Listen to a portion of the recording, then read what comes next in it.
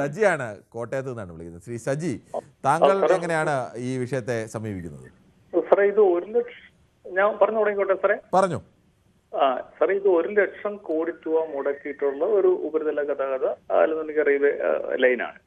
ഇത് കേരളത്തിലെ ഗതാഗത പ്രശ്നങ്ങൾ സമഗ്രമായി പരിഹരിക്കപ്പെടുന്നുണ്ടോ എന്ന് ചോദിച്ചു കഴിഞ്ഞാൽ ഇല്ല. നമ്മൾ ഇൻവെസ്റ്റ് ചെയ്യുന്ന പൈസ എന്ന് പറഞ്ഞത് 1,00,000 കോടി രൂപയാണ്. ഇത് 60,000 കോടി രൂപയെന്നാണ് ഇന്ന് ഈ ശ്രീധരൻ പറഞ്ഞത്. ശ്രീധരൻ പറഞ്ഞ അങ്ങനെ 1,00,000 എന്നാണ് ഞാൻ കണ്ടത്. 1,00,000 കോടി എന്നാണ് ഞാൻ കാണാനിടയായത്. ഞാൻ കണ്ട സമയത്ത് എന്തോ ആയിക്കോട്ടെ, ഇതൊരു സാധ്യത മാത്രമായിട്ട് ആണ് ഞാൻ കാണുന്നത്. അനേകം ഗതാഗത സൗകര്യങ്ങളിൽ ഒരു സാധ്യത മാത്രമായിട്ടാണ് ഞാൻ കാണുന്നത്. ഇത് ഒരു 16 വരി പാതയായിട്ട് നമ്മുടെ റോഡ് സൗകര്യങ്ങൾ ഡെവലപ്പ് ചെയ്തിരുന്ന എങ്കിൽ അനേക ലക്ഷക്കണക്കിന് ആൾക്കാർക്ക് ദിവസേന അതിന്റെ പ്രയോജനം ലഭിക്കുമായിരുന്നു എന്നുള്ള. കാരണം നമ്മളൊരു സ്റ്റോപ്പിൽ നിന്ന് ഒരു സ്റ്റോപ്പിലേക്ക് മാത്രമല്ല ആൾക്കാർ സഞ്ചരിക്കും. ഇടതൂർന്ന ഇത്രയും തിക്കലി പോപ്പുലേറ്റഡ് ആയിട്ടുള്ള ഒരു സ്ഥലത്ത് ആൾക്കാർ താമസിക്കുമ്പോൾ ലക്ഷക്കണക്കിന് വാഹനങ്ങൾ ഇങ്ങനെ പോവുകയും അവർക്കൊക്കെ അവരുടെ ജീവിത ആവശ്യങ്ങളെ നിറവേറ്റാനുള്ള സൗകര്യങ്ങൾ ആയിട്ടുള്ള ഒരു സൗകര്യം രൂപപ്പെടുത്തിയെടുക്കുക. ഈ ഫണ്ട് ഉപയോഗിച്ചുകൊണ്ട് എടുക്കാൻ പറ്റുന്നുണ്ടെങ്കിൽ കുറച്ചുകൂടെ ബെറ്റർ. ഇതിന് ഞാൻ നിഷേധിക്കുന്നില്ല. നമുക്ക് എല്ലാം ആവശ്യമാണ്, റെയിൽവേയും ആവശ്യമാണ്, ഈ സൗകര്യങ്ങളൊക്കെ. പക്ഷേ ഇത്രയും അടിയന്തരമായിട്ട് ഇൻവെസ്റ്റ് ചെയ്തിട്ട് ഉണ്ടാകുന്ന തിരക്ക് കൂടി നമ്മൾ നടത്തുന്ന ഈ ഒരു ഇത് പരിമിതമായിട്ടുള്ള യാത്രക്കാർക്ക് മാത്രം ലഭ്യമാകുന്ന ഒരു സൗകര്യമായിട്ട് പരിമിതപ്പെട്ടു പോകും എന്നുള്ളതാണ് എൻ്റെ ഒരു കാഴ്ചപ്പാട്. ശരി, കുറെ കൂടി മെച്ചപ്പെട്ട പദ്ധതി വേണം എന്നുള്ളതും കുറെ കൂടി സമഗ്രമായ പദ്ധതി വേണം എന്നുള്ള ഒരു നിർദ്ദേശം കൂടിയാണ്. അത്തരം കാര്യങ്ങളും ഒക്കെ പരിഗണിക്കേണ്ടത് തന്നെയാണ്. അല്ലാതെ ഒരു പദ്ധതി വന്നാൽ അതാണ് അവസാനം എന്നൊന്നും പറയേണ്ടതില്ല. അത്തരം ക്രിയാത്മകമായ നിർദ്ദേശം തന്നെയാണ് അദ്ദേഹത്തിൻ്റെത്. ശ്രീ ഡേവിസ് ആണ് തൃശ്ശൂരിൽ നിന്നും. ശ്രീ ഡേവിസ്, താങ്കൾക്ക് എന്ത് തോന്നുന്നു? ഇങ്ങനെ ഒരു പദ്ധതി കേരളത്തിൽ എന്തെങ്കിലും നടപ്പാകാൻ സാധ്യതയുണ്ടോ?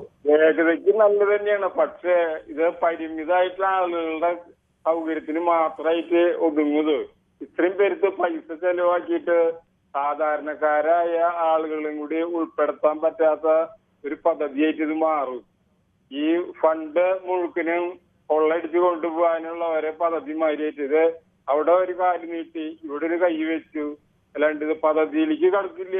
ഈ ഉദ്ഘാടനം നടക്കലും ഇങ്ങനെയുള്ള ഒരേ പൊള്ളത്തരങ്ങൾ കാണിക്കില്ല. അല്ലാണ്ട് അങ്ങനെയൊക്കെ പറയാൻ കഴിയുമോ? നമുക്ക് കേരളത്തിൽ കൊച്ചി മെട്രോ സാധ്യമായി, വിഴിഞ്ഞം തുറമുഖം സാധ്യമായി, അങ്ങനെ എത്രയെങ്കിലും നമ്മൾ നടപ്പാവില്ല എന്ന് പ്രതീക്ഷിച്ചിരുന്ന ഗെയിൽ പദ്ധതി യാഥാർത്ഥ്യമായി.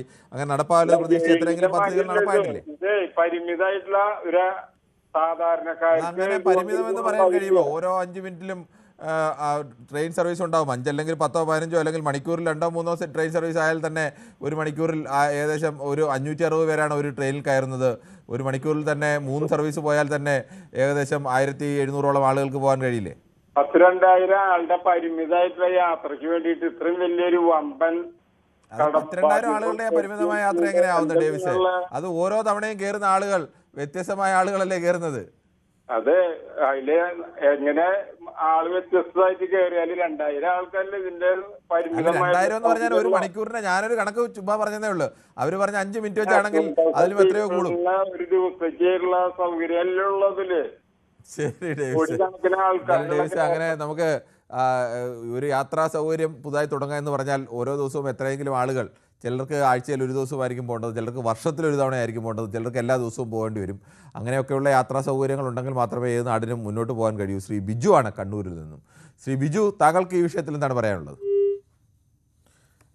ബിജുവിൻ്റെ ടെലിഫോൺ ബന്ധത്തിൽ ചില തടസ്സങ്ങളുണ്ടെന്ന് തോന്നുന്നു. നമുക്ക് അതിനിടയിൽ വേഗത്തിൽ യൂട്യൂബിലെ ചില കമൻറ്റുകൾ കൂടി വായിക്കാറുണ്ട്. ശ്രീ രാധാകൃഷ്ണനാണ് വൈറ്റിലിൽ നിന്ന്. ശ്രീ രാധാകൃഷ്ണൻ അല്പസമയം ഒന്ന് ക്ഷമിക്കുമെന്ന് കരുതുന്നു. Nice to see you back Kiran, really missed you all these days എന്ന് പറയുന്നു. ഷിജു കിരിയത്താണ് പറയുന്നത്. ഷിജു കിരിയത്തിൻ്റെ നല്ല വാക്കുകൾക്ക് എന്തായാലും സന്തോഷം. Kiran, did you take K B Ganesh Kumar's interview while you are in Delhi Kerala comedy bureau എന്ന് പറയുന്നത് നേരത്തെ എടുത്ത് അത് മെൻഷൻ ചെയ്തിരുന്നു എന്ന് പറയുന്നു. ഞാൻ കണ്ടിട്ടില്ല ശ്രീ ഷിജു കിരിയത്ത് അങ്ങനെ ഏതെങ്കിലും നേരത്തെ നൽകിയ വാർത്തയുമായി ബന്ധപ്പെട്ട്, കേരളാമതിൽ ഞാൻ ഉണ്ടായിരുന്ന കാലത്ത് നൽകിയ വാർത്തയുമായി ബന്ധപ്പെട്ട് കെ ബി ഗണേഷ് കുമാർ എന്തെങ്കിലും പ്രതികരണം നടത്തിയത് എൻ്റെ ശ്രദ്ധയിൽപ്പെട്ടിട്ടില്ല. അതോടൊപ്പം തന്നെ അരുന്ധതി കോലപ്പറമ്പത്ത്, ഹൈ കിരൺ നമസ്കാരം എന്ന് പറയുന്നു. നാഗം എന്ന് പറയുന്നു, ഹലോ കിരൺ, ഉള്ള റെയിൽപാതകളും വളവുകളും അപ്ഗ്രേഡ് ചെയ്താൽ പോരെ എന്ന് ചോദിക്കുന്നു. അങ്ങനെ ഉള്ള വളവുകളും ഒന്നും അപ്ഗ്രേഡ് ചെയ്തുകൊണ്ട് സാധാരണ വേഗം അല്പം കൂടി കൂട്ടാൻ കഴിയുമെന്നതിനപ്പുറത്തേക്ക് ഒരു പുതിയൊരു വികസനത്തിൻ്റെ അല്ലെങ്കിൽ അത്തരം ഒരു ശാശ്വതമായ ഒരു പരിഹാരത്തിലേക്ക് പോകാൻ കഴിയില്ല. പക്ഷേ അതും ഒരു അനിവാര്യമായ ഒന്ന് തന്നെയാണ്. പാതകളുടെ വളവുകളൊക്കെ നൂത്ത് അതിനെ കൂടുതൽ വേഗത്തിൽ ട്രെയിൻ ഓടിക്കാൻ കഴിയും. ഇപ്പോൾ 100-120 കിലോമീറ്റർ 130 കിലോമീറ്ററിലൊക്കെ വേഗത്തിൽ ഓടിക്കാൻ കഴിയുന്നുണ്ട്. അതിനെ ശരാശരി ആ വേഗത്തിൽ തന്നെ എപ്പോഴും ഓടിക്കാൻ കഴിയുന്ന തരത്തിലേക്കൊക്കെ മാറ്റാൻ കഴിഞ്ഞാൽ നമ്മുടെ കുറേ പരിഹാരമുണ്ടാവും. പക്ഷേ കൂടുതൽ വാർത്തകൾക്ക് news 18 Keralam YouTube channel subscribe ചെയ്യുക.